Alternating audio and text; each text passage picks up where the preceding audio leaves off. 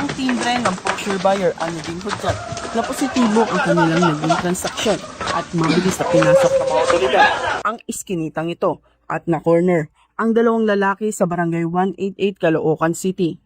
Kinilala mga narestong suspect na si alias Boss, 30 anyos, at ang kasama naman nitong isang 23 anyos. Nahula mga ito matapos magsagawa ng bypass operation ang mga operatiba ng Station Drug Enforcement Unit ng Caloocan City Police Station na nagresulta sa kanilang pagkakaaresto.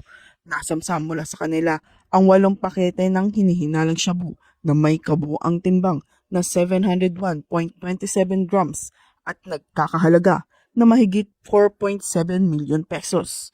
Kabilang sa mga nakumpiska ang bypass money pati na rin ang isang itim na pouch bag.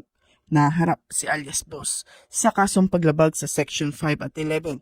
Samantala, ang kasama naman nito ay naharap sa Section 26. Parehong naharap sa RA 9165 o Comprehensive Dangerous Drugs Act of 2002 ang mga suspect.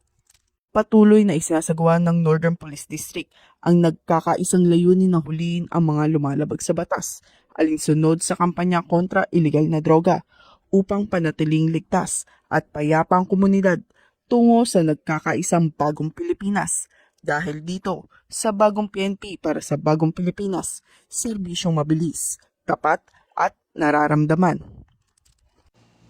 Mula rito sa Northern Police District, ako po ang inyong PNN correspondent, Patrolwoman Blesselet Esperanza, alagad ng batas, tagataguyod ng Balitang Pulis.